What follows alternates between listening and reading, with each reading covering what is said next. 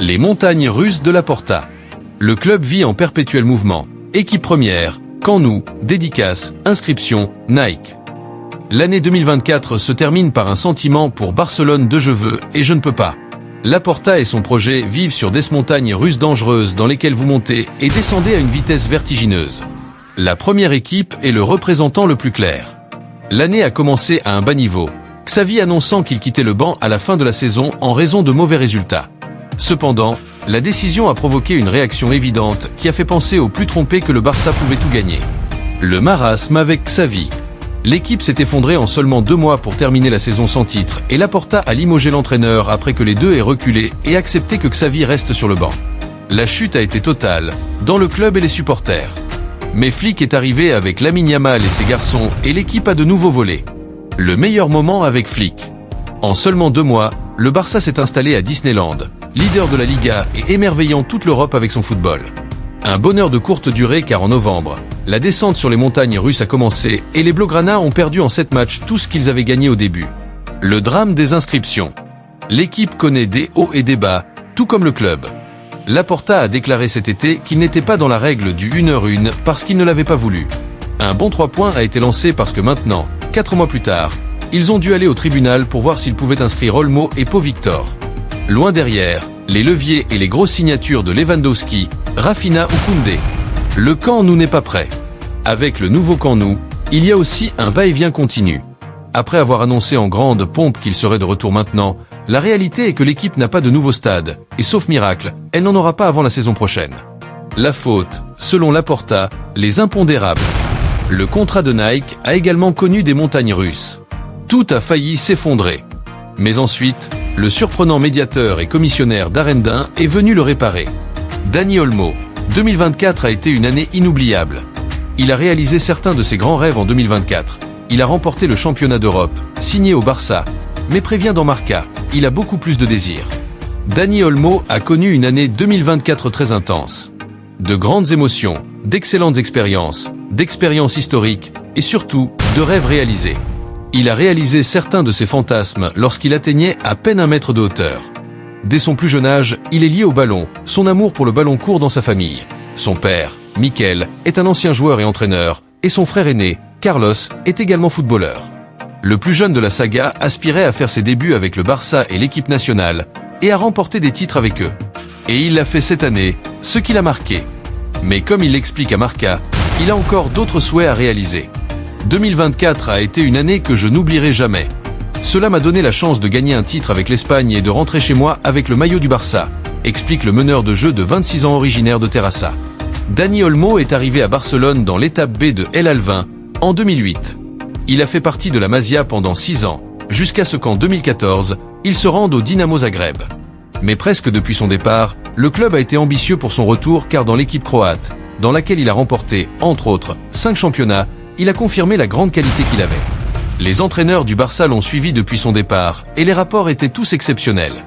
2024 a été une année que je n'oublierai jamais. Cela m'a donné la chance de gagner un titre avec l'Espagne et de rentrer chez moi avec le maillot du Barça. Dani Olmo. À l'affût depuis 2020. L'international était heureux au Dynamo, malgré les efforts et les sacrifices nécessaires pour s'adapter à un nouveau pays, une nouvelle langue, un nouveau style de football. Mais il a toujours rêvé de revenir au Barça et de faire ses débuts avec l'équipe première du Barça. Le club catalan a encouragé cette aspiration, car il a testé son incorporation dans un grand nombre de fenêtres de transfert, en particulier depuis 2020, lorsqu'il s'est dirigé vers Leipzig.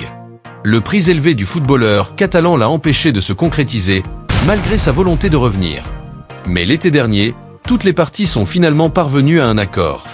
L'opération avec Leipzig a été clôturée à environ 48 millions d'euros fixes plus 7 millions de variables, et Olmo rentrait chez lui. Content. Il a réalisé un rêve et il l'a réalisé peu de temps après avoir réalisé un autre des exploits qu'il souhaitait depuis son enfance, remporter un titre avec l'équipe nationale.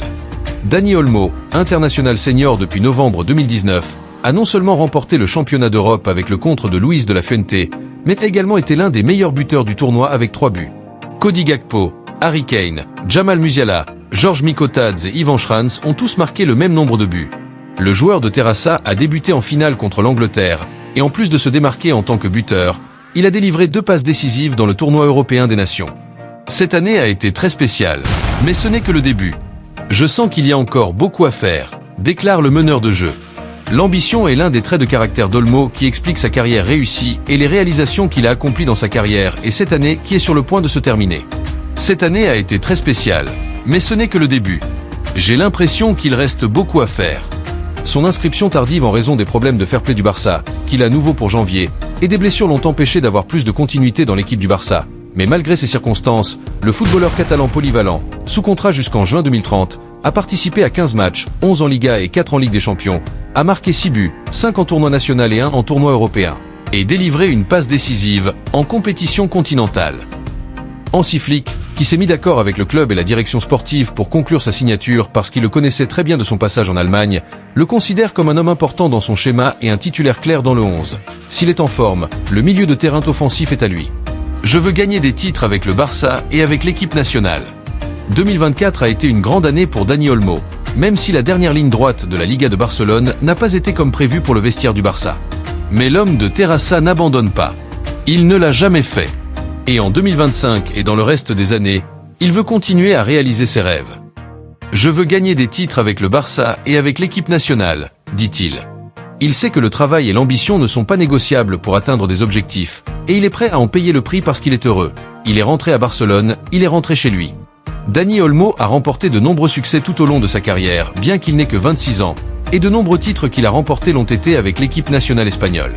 En plus du championnat d'Europe de l'été dernier, dans lequel il a été l'un des meilleurs buteurs avec 3 buts, le natif de Terrassa a également remporté la Ligue des Nations en 2023, a été champion d'Europe des moins de 21 ans et a remporté la médaille d'argent aux Jeux Olympiques de 2021. Le Catalan est confiant de continuer à élargir son armoire à trophées convoités, avec l'équipe de Luis de la Fuente et celle de Flick. Ferran manque le match de la Copa del Rey en raison d'une blessure au soléaire.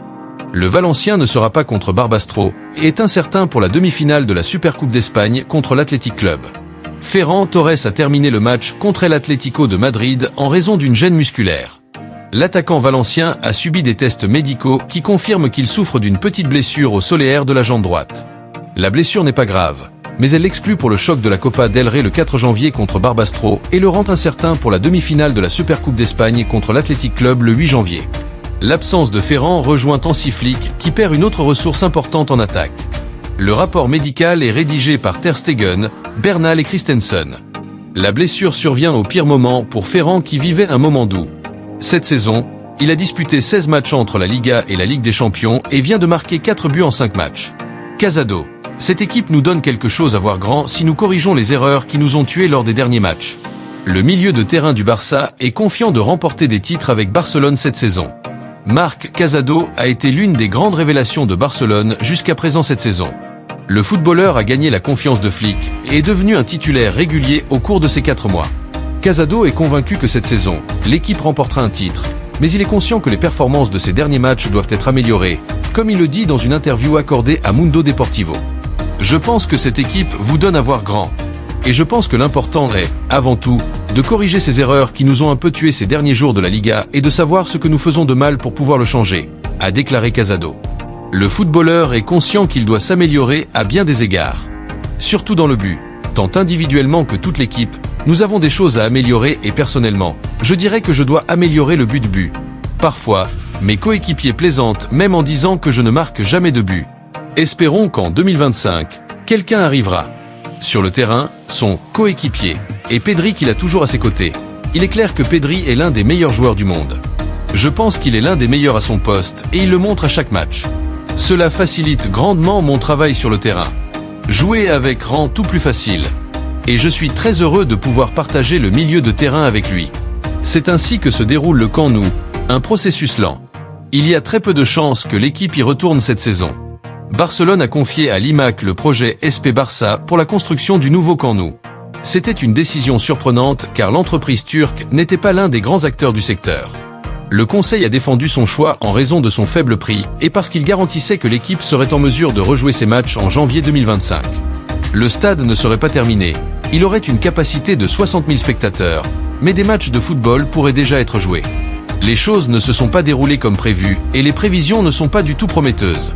Les travaux ne sont pas terminés dans cette première phase et prendront encore du temps à être terminés. Le conseil d'administration avait déjà fait savoir que l'équipe reviendrait en février au plus tôt. D'abord parce que les travaux n'allaient pas bien, mais surtout parce que le règlement de l'UEFA obligeait l'équipe à disputer tous ses matchs de la première phase de la Ligue des Champions dans le même stade. Et en janvier, 2 journées de matchs sont disputées. À partir de là, personne ne sait quand il sera possible de revenir. Tout indique que ce sera pour la saison prochaine, car le club doit communiquer à l'UEFA d'ici le 21 février au plus tard sur quel terrain il joue la deuxième phase. Et au club, ils ne sont pas très optimistes quant au fait que ce jour-là, ils pourront garantir que le camp nous sera terminé. Laporta a été interrogé la semaine dernière sur la date de son retour. Le président n'est pas conscient des difficultés qu'il rencontre. Nous avons toujours dit que nous reviendrions lorsque les circonstances s'y prêteront. Si des impondérables se produisent, nous ne pouvons rien faire. Ce n'est pas être un lit de rose. Le retour. Nous voulons que ce soit le plus tôt possible, mais nous devons nous conformer aux règles de l'UEFA.